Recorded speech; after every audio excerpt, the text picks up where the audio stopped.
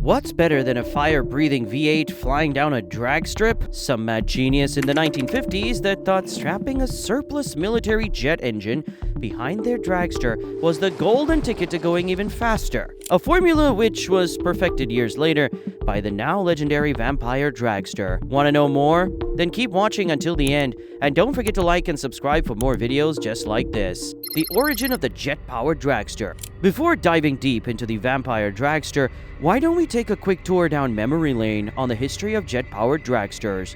The idea originated around 1956, but it was the Afrons brothers, Art and Walt, who made this unhinged vision of ultimate speed mainstream back in the early 1960s.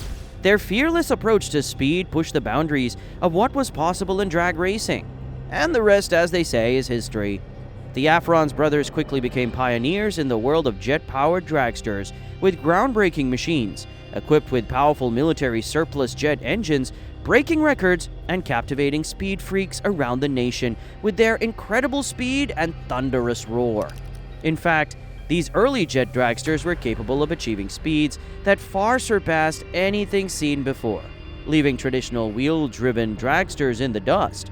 However, the rapid advancement of jet dragster technology and the inherent dangers associated with such powerful machines raised concerns within the NHRA. Fearing potential safety risks, they banned jet cars outright in 1961, a decision that forced jet dragsters to the fringes of the racing scene, where they continued to evolve and push the limits of speed. Independent racers and teams continued to develop and race these high-performance machines on unsanctioned tracks under the less stringent regulations of other racing organizations. And this period saw significant advancements in jet dragster technology, with drivers like Art Arfons and Craig Breedlove achieving record-breaking speeds on the Bonneville Salt Flats. However, the inherent dangers of jet drag racing were tragically highlighted in 1971 when Art Arfons was involved in a fatal accident while giving a ride to a local newscaster. A tragic event that tarnished the reputation of jet dragsters and led to increased security and safety regulations. Despite the setbacks and controversies, the passion for jet drag racing remained strong. In the early 1970s, a pivotal moment arrived when Roger Gustin, a respected funny car racer, decided to switch to a jet-powered funny car. His influence within the NHRA helped to change the organization's stance on jet dragsters, leading to the eventual reinstatement of these thrilling machines in national competition, and with the NHRA's blessing, jet dragsters once again took their rightful place on the drag racing scene. The organization implemented stringent safety regulations to mitigate the risks associated with these high-powered vehicles. And in November 1974, Roger Gustin became the first NHRA licensed driver to compete in a jet dragster, marking a new era for drag racing and motorsports as a whole. Origin of the vampire. The craze of jet-powered dragsters had taken over the British Isles by the early 70s, too, and a pioneer in this field was Alan Bootsy Harridge, a visionary drag racer who dreamt of harnessing the raw power of jet engines for the ultimate thrill and speed. Soon his vision materialized in the form of two iconic dragsters, menacingly named Vampire and Hellbender. However, before coming out with these legendary machines, Harridge built another dragster called a Scorpion, which was a massive experimental machine designed to test how the sheer power of a jet engine would translate to performance on the drag strip.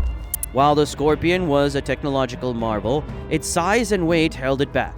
However, Harridge pressed forward undeterred, and in the late 1970s, Vampire and Hellbender were born. These two dragsters were nearly identical, sharing the same powerful Rolls-Royce Orpheus turbojet engine from a former Red Arrow's fallen Nat fighter aircraft. But the real magic was in the addition of an afterburner from a Sepacat Jaguar fighter's Rolls-Royce Turbo Mecha Adore turbofan, which unleashed a staggering 5,500 pounds of thrust. With this immense power, Vampire could accelerate from 0 to 272 miles per hour in a mere 6 seconds, which remains a personal best at the iconic Santa Pod Raceway. The duo of jet-powered dragsters quickly became a sensation. amusing audiences around Europe with their thunderous roar and breathtaking speed. They dominated the European drag racing scene throughout the 1980s, leaving a trail of scorched asphalt and vanquished rivals behind. However, tragedy struck in 1986 when Hellbender was involved in a fatal accident at Santa Pod, claiming the life of experienced driver Mark Woodley. Despite this heartbreaking loss, Vampire continued to thrill crowds, carrying on the legacy of jet-powered drag racing forward in the UK. It originally wore an iconic black paint scheme, which was changed to the eye-catching yellow after it changed ownership in the 1990s. Before we proceed, why not subscribe to our channel? We've got more stories just like this heading your way. Shattering records. The summer of 1998 is when the Vampire cemented its place in history, surpassing Richard Noble's UK land speed record with an average speed of 269 miles per hour. This was eclipsed by Mark Newby's split second on the 5th of July 2000, reaching 272 miles per hour. However, it was not for long, as Colin Fallows reclaimed the record on the same day, propelling Vampire to an astonishing 300.3 miles per hour average speed with a peak of 329 miles per hour in Elvington, Yorkshire. A horror crash. The Vampire was riding a wave of popularity, ultimately resulting in it being invited to be featured in the popular BBC television show Top Gear. The show's producers saw the potential for a dramatic and exciting segment showcasing the jet-powered dragster's incredible speed and power to a worldwide audience. However, this excitement was tragically cut short when, on September 20, 2006, a serious accident occurred during filming at the former RAF Elvington Airfield near York. Richard Hammond, one of the show's presenters, was behind the wheel of the Vampire dragster, which was theoretically capable of reaching speeds of up to 370 miles per hour at the time of filming. After a long day of filming, Hammond was on his final high-speed run when a catastrophic failure in the front right wheel caused the car to lose control and roll over multiple times. As you might have guessed, the impact of the crash was severe at over 300 miles per hour, leaving Hammond with serious injuries. Luckily, he survived and made a full recovery. But the Vampire was completely destroyed, and it was later sold as scrap on eBay UK in the December of 2007. The Vampire is resurrected. That's not where the story ends. However, as the Vampire eventually found its way to the group of enthusiasts from the Bromyard, Herefordshire area in 2019. But when the record-setting dragster first arrived in Bromyard, it was a shell of its former self. The basic chassis was intact but required significant work to restore it back to its former glory. Important components like the suspension, brakes, and steering were in dire need of attention. The fueling and ignition systems had to be refurbished, with some components even having to be replaced, which cost massive amounts of both time and money. Miraculously, the original jet engine from a Red Arrow aerobatics plane had survived the crash and remained a functional part of the Vampire. This iconic engine would play a crucial role in the restoration process, adding to the vehicle's historical significance. However, the exterior bodywork had suffered extensive damage in the 2006 crash, requiring almost complete replacement. After years of dedicated effort, the Vampire emerged from its restoration, ready to take to the track once more.